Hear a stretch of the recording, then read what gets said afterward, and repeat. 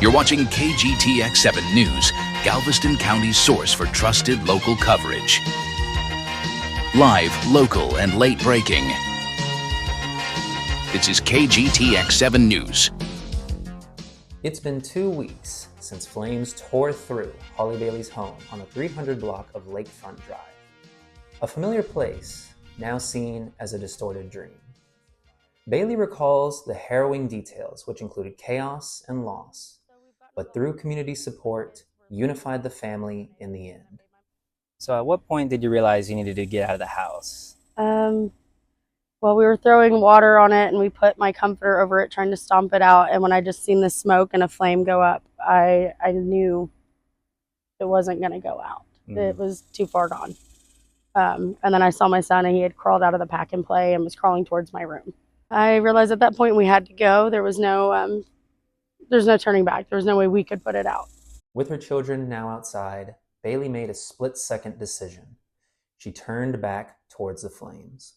She recalled the smoke thickening, but some of her animals were still inside.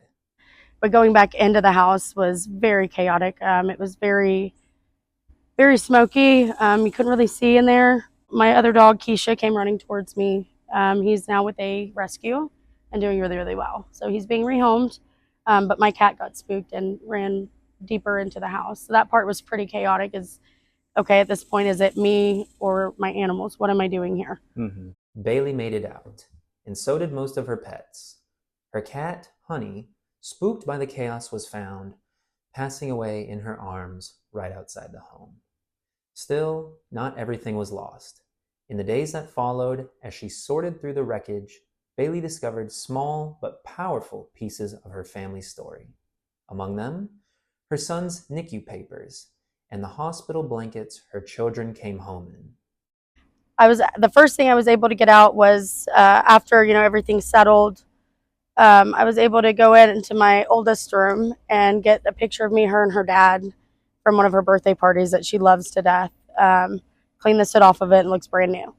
So that was the biggest thing, and then I just found, actually, when we were walking back through, all three of my kids' hospital blankets from when they were born, my son's first footprints from the NICU,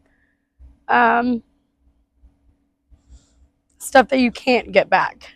It's been about 2 weeks since the fire. How has the community come together to help support you? So we've gotten a lot of donations. My kids were like the first thing people donated to, and it made my mom heart happy.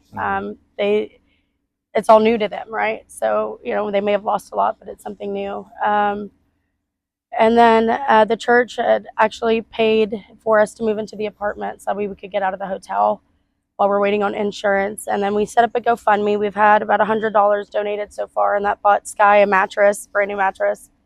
Okay. We have had bed frames donated. We also have an Amazon wish list that people have been buying off of with like household necessities. So like brooms, mops, stuff to just kind of keep the house clean and functioning. But like I'm in awe of everything that people have donated so far. We got a couch given to us so we don't have to sit on the floor. We have a small kitchen table that someone donated. And I mean, it's just, there's a lot of things that people have been doing that have made me realize that maybe not all of humanity sucks. Yeah, that's good. In Link City, I'm Joshua Cloette with KGTX 7 News.